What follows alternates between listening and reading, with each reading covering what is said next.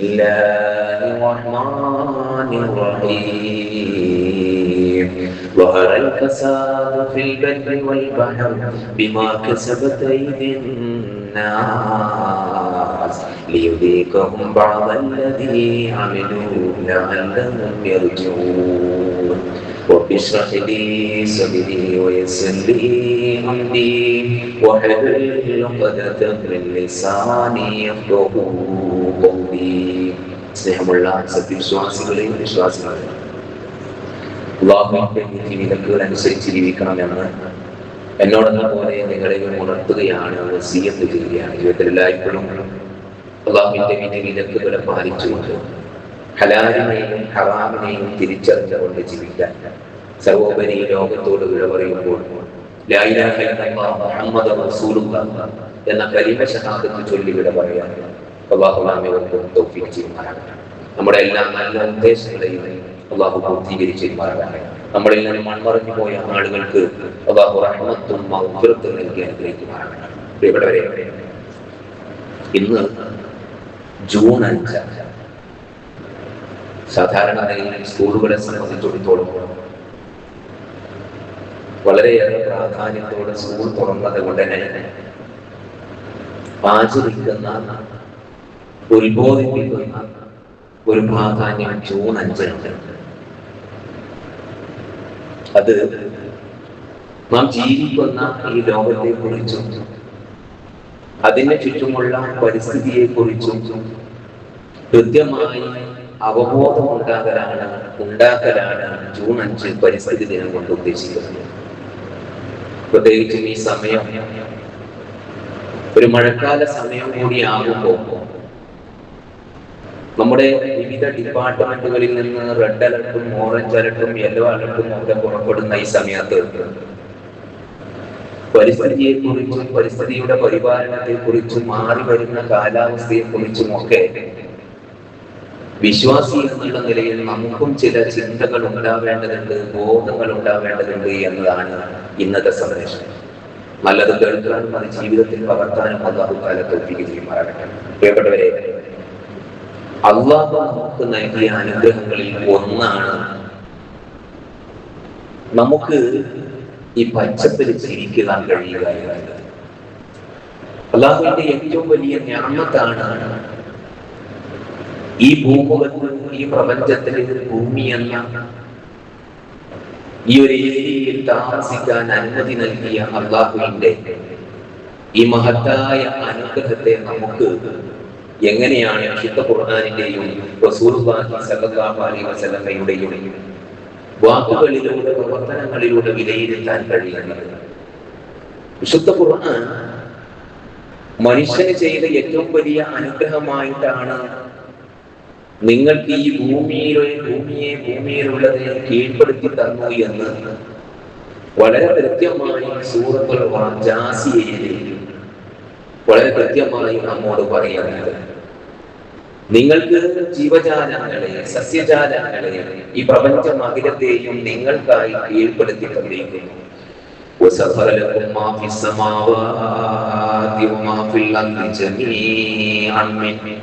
നിങ്ങൾക്ക് ആകാശവും ഭൂമിയും അല്ലാഹു തആല കീഴ്പ്പെടുത്തി തന്നിരിക്കുന്നു എന്ന് പറഞ്ഞ ലോകത്ത് അല്ലാഹു പടച്ചതിൽ ഏറ്റവും യുക്തിയും ബുദ്ധിയും ചിന്തയുമുള്ള മനുഷ്യന്റെ അത്ര വിവേകമോ വിവരമോ ചിന്തയോ യുക്തിയോ ഒരു ജീവിക്കും അല്ലാഹു നൽകിയിട്ടില്ല. ആ അല്ലാഹു ആദം നബി അലൈഹിസ്സലാമിനെ ഈ ഭൂമുഖത്ത് സൃഷ്ടിക്കപ്പെടുമ്പോൾ അല്ലാഹു പറഞ്ഞത് ഭൂമിയെ ചേർത്തിട്ടാണ്, അല്ലാഹു പരിസ്ഥിതിയെ ചേർത്തിട്ടാണ് അല്ലാഹു പരിചയപ്പെടുത്തുന്നത് തന്നെ. എങ്ങനെയാണ് പരിചയപ്പെടുത്തുന്നത്? സൂറത്തുൽ ബഖറയിൽ നിങ്ങൾ നോക്കുക. ഇന്നീ ജാഇലു ഫിൽ അർദി ഖലീഫ, ഭൂമിയിൽ നാം ഒരു ഖലീഫയെ നിയമിക്കാൻ പോകുന്നു. അവിടെ ഉപയോഗിച്ച പ്രയോഗം ഭൂമിയല്ല. ഇവിടെ ഖലീഫ എന്ന് പറയുന്നത് സാധാരണ നമുക്കൊക്കെ മനസ്സിലാക്കുന്നത് പോലെ കൈകാര്യകർത്തം, ഭരണനിർവഹണം, പരിപാലനം, നോക്കി നടത്ത് ഇതൊക്കെ ഖലീഫ എന്ന പ്രയോഗത്തെ വിശാലമായിട്ട് ഉൾക്കൊള്ളുന്ന ഒരു പ്രയോഗമാണ്. അള്ളാഹു ഭൂമിയെ നിങ്ങൾക്ക് വേണ്ടി നിങ്ങളുടെ കൈകൊണ്ട് തന്നെ കൈകാര്യം ചെയ്യാനുള്ള അധികാരം നൽകിയിരിക്കുന്നു എന്നാണ് അള്ളാഹു മനുഷ്യന്റെ സൃഷ്ടിപ്പുമായിട്ട് ആദം നബിയെ ബന്ധപ്പെടുത്തി കൊടുക്കുമ്പോ പറഞ്ഞ വർത്തമാനം. എന്നിട്ട് അല്ലാഹു തആല സൂറത്തുൽ ഹൂദിലൂടെ പറയുന്നത്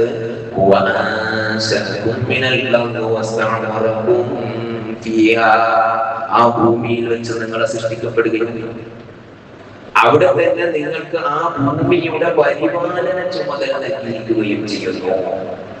അപ്പൊ ഈ ഭൂമിയെ പരിപാലിക്കുക എന്നുള്ളതിന്റെ ഡ്യൂട്ടി ആരെ ഏറ്റെടുക്കേണ്ടത്? അത് ഈ ഭൂമുഖത്ത് താമസിക്കുന്ന നമ്മളൊക്കെ തന്നെയാണ്. അങ്ങനെ കൃത്യമായി പരിപാലിക്കപ്പെടുന്നുണ്ടോ? പഴയ അവസ്ഥ തന്നെയാണോ ഇന്നുള്ളത്? നമുക്കറിയാം, നമ്മളിപ്പോ അനുഭവിച്ചു കൊണ്ടിരിക്കുന്ന കാലാവസ്ഥ പ്രതിസന്ധി, ദുരന്തം. ഒരു മഴ പെയ്യുമ്പോൾ തന്നെ നമ്മുടെ മനസ്സിലാകെ ഞെട്ടലാണ്, പൊട്ടലാണ്. കാരണം എന്താ? എവിടെയെങ്കിലും മുൻകൂട്ടിയിട്ടുണ്ടാകും, എവിടെയെങ്കിലും മലയിടിച്ചിട്ടുണ്ടാകുമോ, എവിടെയെങ്കിലും വെള്ളപ്പൊക്ക ദുരന്തങ്ങൾ ഉണ്ടായിട്ടുണ്ടോ എന്ന ഭീതിയിലാണ് അനുഭവിക്കുന്നത്. അതുപോലെ തന്നെ ചൂടുകാലത്ത് മഴക്കാലവും മഴക്കാലത്ത് ചൂടുകാലം വരുമ്പോൾ നമ്മൾ ആരും പറയാറുണ്ട് ഇതെന്ത് ഈ കാലാവസ്ഥക്ക് പറ്റി. ഞാറ്റുവേലയൊക്കെ പറയുമ്പോൾ പണ്ടൊക്കെ ആളുകൾ ഞാറ് നടാനുള്ള ഒരു സംവിധാനമായിട്ടാണ്, കാലാവസ്ഥയായിട്ടാണ് അന്നൊക്കെ ഈ കാലാവസ്ഥയെ പരിഗണിച്ചത്. പക്ഷെ അതിനൊന്നും ഉപകരിക്കുന്ന നാളുകളായിരിക്കില്ല ഞാറ്റുവേല ദിനങ്ങളെന്ന് ഇപ്പോഴത്തെ കണക്ക് വെച്ചിട്ട് നമുക്ക് പറയാൻ പറ്റും. എന്തുകൊണ്ടാണ് ഇങ്ങനെ സംഭവിക്കുന്നത്? പ്രകൃതിയുടെ താളത്തെറ്റാൻ എന്താണ് കാരണം? അവിടെയാണ് പരിസ്ഥിതി ദിനവുമായി ഇസ്ലാമിന് എന്ത് പറയാനുണ്ട്? അള്ളാഹു വിശുദ്ധ ഖുർആനിനോട്, സമൂഹത്തോട്, മുസ്ലിം ഉമ്മത്തിനോട്, ലോകത്തോട് പറയുന്ന ഒരു കാര്യമാണ്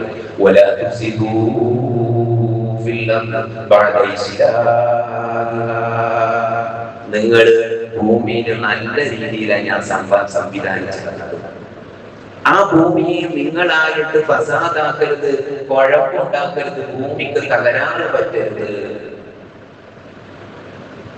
ഇത് ലോകത്തോടുള്ള അല്ലാഹുവിന്റെ കൽപ്പനയാണ്. കാരണം എന്താ? ഈ ഭൂമിയെ പറ്റി പറഞ്ഞത് തന്നെ അല്ലാഹു തആല ജന്നത്തായിട്ടാണ്. ആ ജന്നത്തിന് എങ്ങനെയാണ്, തോട്ടത്തെ എങ്ങനെയാണ് നമ്മൾ പരിപാലിക്കുന്നത് എന്ന് നമ്മൾ ഓരോരുത്തർ താമസിക്കുന്ന ഓരോ ഇഞ്ച് ഭൂമിയെ പറ്റിയും, താമസ സ്ഥലത്തെ പറ്റിയും, നമ്മുടെ വീടിനെ പറ്റിയും, വീട്ടിന്റെ ചുറ്റുപാടിനെ പറ്റിയും, നമ്മൾ ഏതേത് മേഖലയിൽ ജീവിക്കുന്നുണ്ടോ അവിടെയൊക്കെ ഭൂമിയെ നാം എങ്ങനെ കൈകാര്യം ചെയ്യുന്നു എന്നതിനെ പറ്റിയും നാം പഠിക്കുമ്പോ വിശുദ്ധ ഖുർആൻ നമ്മോട് വീണ്ടും ഉണർത്തുകയാണ്.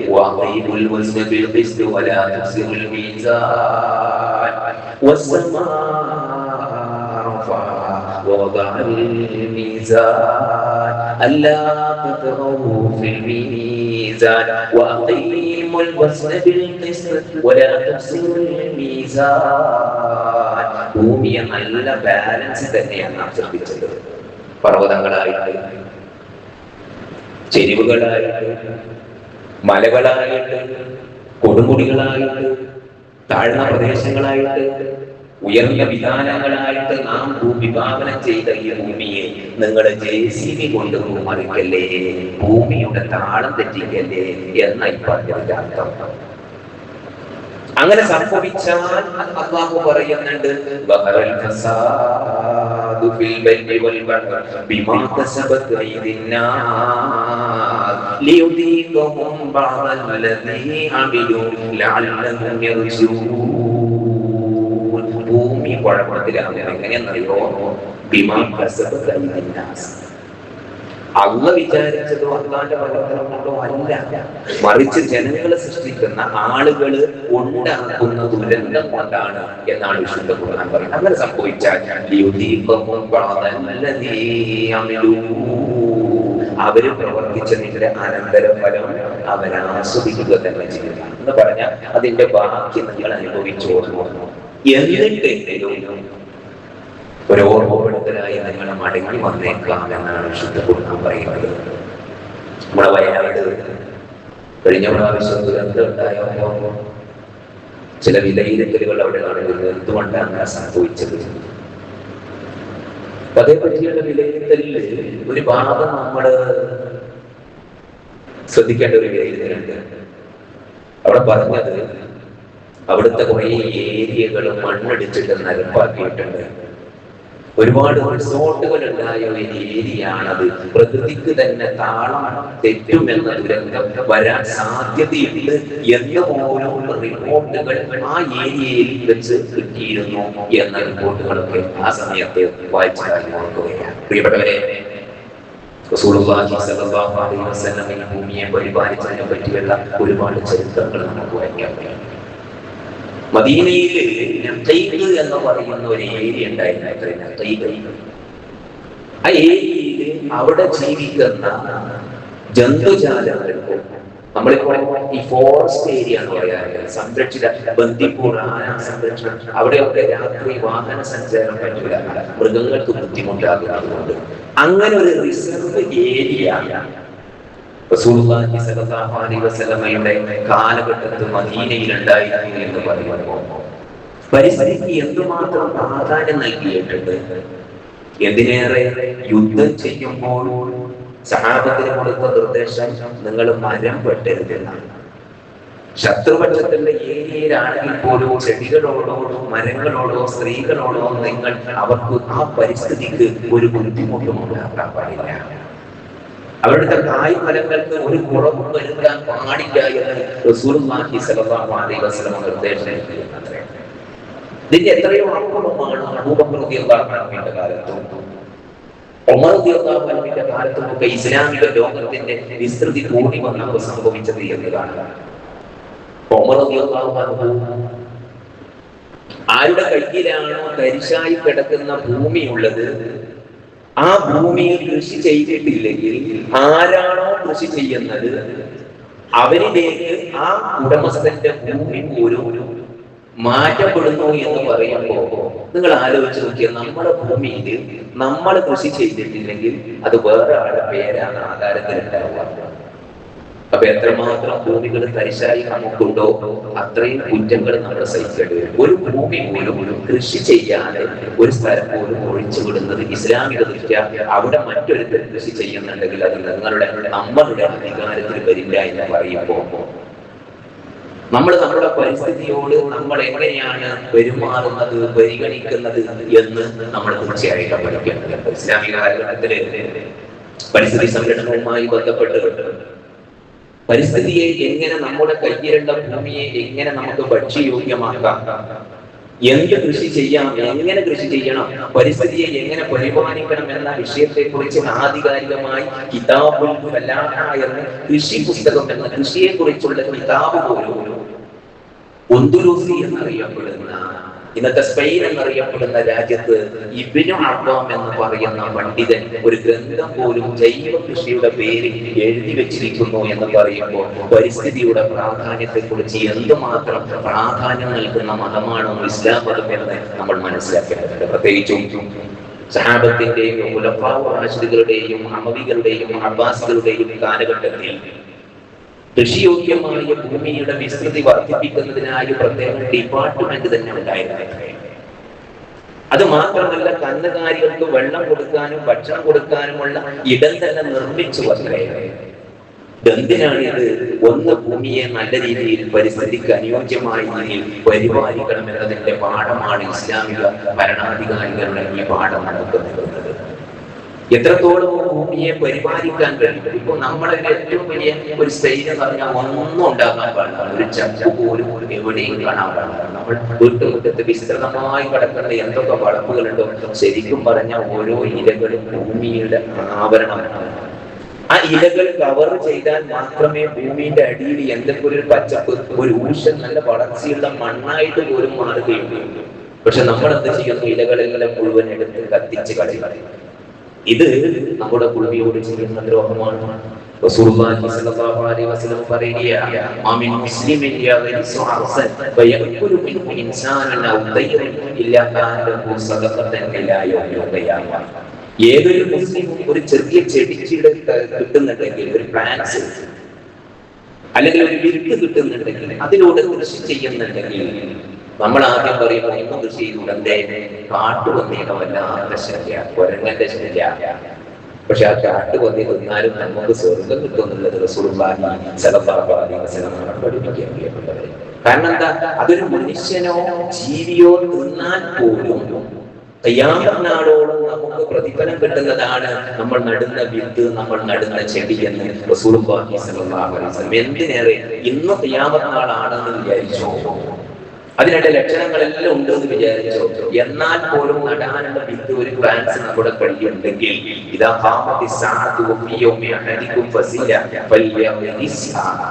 നിങ്ങളുടെ കയ്യിൽ ഒരു ചെടിയുണ്ട് ഖിയാമത്ത് നാൾ ആഗതമായി എന്ന് അറിഞ്ഞിട്ടും നിങ്ങൾ എന്ത് ചെയ്യണം? ഖിയാമത്ത് നാളെന്ന് അറിഞ്ഞിട്ടും അതിനുവേണ്ടി ഒരുങ്ങില്ല. ആ ചെടി നടുന്നത് പോലും ഖിയാമത്ത് നാളിന് വേണ്ടിയുള്ള പരലോകത്തേക്കുള്ള പ്രതിഫലമാണ് എന്നാണ് റസൂലുള്ളാഹി സ്വല്ലല്ലാഹു അലൈഹി വസല്ലം. അതുകൊണ്ട് പ്രിയപ്പെട്ടവരെ, നമ്മളെ സംബന്ധിച്ചിടത്തോളം നമ്മുടെ ഭൂമി എങ്ങനെയാണ് പരിപാലിക്കുന്നത്? ഇപ്പൊ ഈ നമ്മൾ മലയാളത്തിൽ കനാലി എന്ന് പറയാറില്ല. കനാലി അത് ശരിക്കും അറബി വാക്കിൽ നിന്ന് കനാത്ത് എന്ന വാക്കിൽ നിന്ന് വന്നതാണെന്നാണ്. ഇസ്ലാമിക ഭരണകൂടത്തിൽ പണ്ടൊക്കെ കനാത്തുകൾ നിർമ്മിച്ചിരുന്നു, ചാലുകൾ കൃഷി നടക്കാൻ പാടില്ല. ഇതൊക്കെ നമ്മൾ വായിക്കുമ്പോൾ ഈ വാക്കുകളൊക്കെ അറബിയിൽ എങ്ങനെ മലയാളത്തിലേക്ക് വന്ന് വായിക്കുമ്പോഴാണ് മനസ്സിലാകുന്നത്. കനാത്ത് എന്നുള്ളത്, കനാല് വന്നത് പച്ചക്കറിക്കും കൃഷിക്കൊക്കെ നനക്കാൻ വേണ്ടിയിട്ട് കനാത്തുകൾ ഇസ്ലാമിക ഭരണകൂടത്തിൽ നിർമ്മിക്കാറുണ്ടായിരുന്നു. ആ വഴിയാണ് നമ്മളും കനാലുകൾ, ചെറിയ ചെറിയ ചാലുകൾ സൃഷ്ടിച്ച് തെങ്ങന്തോട്ടത്തിനും മറ്റുമൊക്കെ നനക്കുന്നത്. പ്രിയപ്പെട്ടവരെ, നമ്മുടെ ഭൂമിയെ പരിപാലിക്കേണ്ടത് ആരാണ്? അതായത് കുടുംബശ്രീയുടെയോ ഹരിതശ്രീയുടെയോ ഉത്തരവാദിത്തമല്ല, ഹരിതകർമ്മസേനയുടെയോ ഉത്തരവാദിത്തമെന്ന് മറിച്ച് നമ്മുടെ തന്നെ ഉത്തരവാദിത്തമാണ്. ഈ അടുത്ത കാലത്ത് ഹരിതകർമ്മസേനയിലെ ഒരു സഹോദരി വളരെ വേദനാജനകമായ ഒരു സംഭവം പറയുകയുണ്ടായി.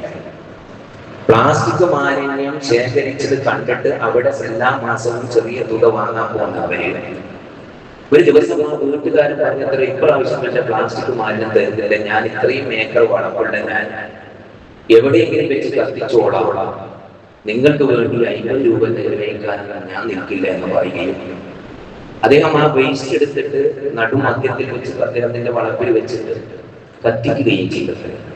പ്രിയപ്പെട്ടവരെ, ഒരുപാട് ദുരന്തങ്ങൾ ഈ ഡയോക്സിൻ എന്ന വാതകം മൂലം മനുഷ്യന്റെ ശ്വാസകോശത്തിനും മറ്റും സംഭവിക്കുന്നുണ്ട്. പ്ലാസ്റ്റിക് അങ്ങനെ വീണ്ടും പുനരുപയോഗം ചെയ്യാൻ പറ്റുന്ന ഒരു സംവിധാനം ഗവൺമെന്റ് നൽകുന്നുണ്ടെങ്കിൽ വിശ്വാസികളുടെ ഉത്തരവാദിത്വം എന്താ? ആ പ്ലാസ്റ്റിക് കഴുകാൻ പറ്റുന്നതൊക്കെ കഴുകിയിട്ട് അതൊക്കെ കൊടുക്കുമ്പോൾ 50 രൂപ കൊടുത്താൽ ഈ സേവനമൊക്കെ അവർ ചെയ്യുന്നുണ്ടല്ലോ. അതുകൊണ്ട് അവർക്കൊരു താങ്ക്സ് അങ്ങോട്ട് പറയണം, ഒരു ശുക്ര പറയണം. മുസ്ലിം ആണെങ്കിൽ ജസാഖാന്ന് പറയണം. ഇത് നമ്മൾ മനസ്സിലാക്കേണ്ടത് പരിസ്ഥിതിയോടുള്ള നമ്മുടെ ഡ്യൂട്ടി നമ്മൾ നിർവഹിക്കുക എന്നാണ്. അത് നേരത്തെ ഖുർആൻ ആയത്ത് പറഞ്ഞതുപോലെ നിങ്ങൾക്ക് അതിന്റെ പരിപാലന ഡ്യൂട്ടി നൽകിയിരിക്കുന്നു എന്നാണ്. നിങ്ങൾക്ക് ഭൂമിയുടെ പരിപാലന ഡ്യൂട്ടി നൽകിയിരിക്കുന്നു. അപ്പൊ നമ്മുടെ നാട്ടിലും നമ്മുടെ വീട്ടിലും ഒക്കെ മാതൃകയാക്കാൻ കഴിയും. ഈ അടുത്ത കാലത്ത് ഒരു സ്കൂളിലേക്ക് ഒരു ഉമ്മയും മോളും വന്നപ്പോ അവിടുത്തെ ടീച്ചേഴ്സ് ഈ കുട്ടിക്കും മോക്കും മിഠായി കൊടുത്തു. അപ്പൊ ഈ മിഠായികൾ കുറെ ആ ക്ലാസ്സിൽ വേറെ ഉണ്ടായിരുന്നു. ഈ ഉമ്മ പുറക്കിയിട്ട് മുഴുവൻ പ്ലാസ്റ്റിക്കിലേക്ക് ഉമ്മ പുറക്കുന്നുണ്ടായിരുന്നു. ഈ മോള് ആ കാഴ്ച കണ്ടപ്പോ മോളും ഒന്നിച്ച് കൂടിയിട്ട് ഉമ്മാനെ സഹായിച്ചു. ഇത് ഉമ്മ മോളോട് പറഞ്ഞിട്ടൊന്നല്ല മോള് ചെയ്യുന്നത്. പക്ഷെ നമ്മുടെ ഒരു പ്രവൃത്തി അറിയാതെ തന്നെ നമ്മുടെ മക്കളിലേക്കും അത് അവരുടെ ഫോളോ ചെയ്യും. അല്ലാതെ നമ്മുടെ ഒരു നിർദ്ദേശം കൊടുക്കും, ഞാൻ പ്ലാസ്റ്റിക്കിലേക്ക് പുറക്കി വെക്കണമെന്ന് അറിയുമ്പോൾ അതിൽ മാതൃകയില്ല, കൽപ്പന, അത് മാതൃകയല്ല. മറിച്ച് ഞാൻ അന്ന് ഒരു സ്വയം ഒരു പ്രവൃത്തി ഏറ്റെടുത്ത് നടത്തുമ്പോൾ അത് മറ്റുള്ള കുട്ടികളെ കാണുകയും ചെയ്യുമ്പോൾ സ്വയമേവേ അവർ അത് കൈകാര്യം ചെയ്തുകൊള്ളും. അവരവരുടെ ജീവിതത്തിൽ അവരാണെങ്കിലും ഒരു മിഠായി തന്നുമ്പോൾ അതിന്റെ പ്ലാസ്റ്റിക് കവർ പോകുന്ന വഴിക്ക് എവിടെയും കളയില്ല. അങ്ങനെ കളയുന്നത് കൊണ്ടാണ് ചില ഏരിയകളിൽ നിന്നും പശുക്കളൊക്കെ നിങ്ങൾ കാണാറില്ലേ ചത്തുപോകുന്നത്. മൃഗഡോക്ടർക്ക് ഓപ്പറേഷൻ ചെയ്താൽ എന്താ കാണുന്നതെന്നറിയോ? വയറ് വീർത്തത് പ്രസവിക്കുന്ന കിടാവിന് വേണ്ടിയല്ല, മറിച്ച് മുഴുവൻ പ്ലാസ്റ്റിക്കിന്റെ അവശിഷ്ടങ്ങളാണ്. ഇതിന്റെ ഉത്തരവാദിത്തം ആരാ? നമ്മളൊക്കെയാണ് ഇതിന്റെ ഉത്തരവാദിത്തം. നമുക്ക് പരിസ്ഥിതിയോട്, നമ്മുടെ ഭൂമിയോട്, നമ്മുടെ ജീവജാലങ്ങളോട്, നമുക്ക് ചുറ്റും താമസിക്കുന്ന എന്തൊക്കെ കാര്യങ്ങളുണ്ട് അതിനോടൊക്കെ മുസ്ലിം എന്നുള്ള നിലയിൽ കൃത്യമായ ഉത്തരവാദിത്തം നിർവഹിക്കാൻ കഴിയും. ഇത് നമ്മുടെ ഇബാദത്തിലൊരു തഖ്വ പാലിക്കണം പറയാറില്ല. നിസ്കാരത്തിന് തഖ്വയുണ്ടാകണം, ജീവിതത്തിന് തക്കവയുണ്ടാകണം, ഇടപാടിന് തക്കവയുണ്ടാകണം, പരിസ്ഥിതിയോടും തക്കവ നമുക്ക് വേണം. ആ തഖ്വ നിർവഹിക്കുമ്പോഴേ മുസ്ലിമായിട്ട് നമുക്ക് ജീവിക്കാൻ കഴിയുള്ളൂ. അല്ലാഹു അതിനെ തൗഫീഖ് ചെയ്യുമാറാകട്ടെ. അൽഹംദുലില്ലാഹ്.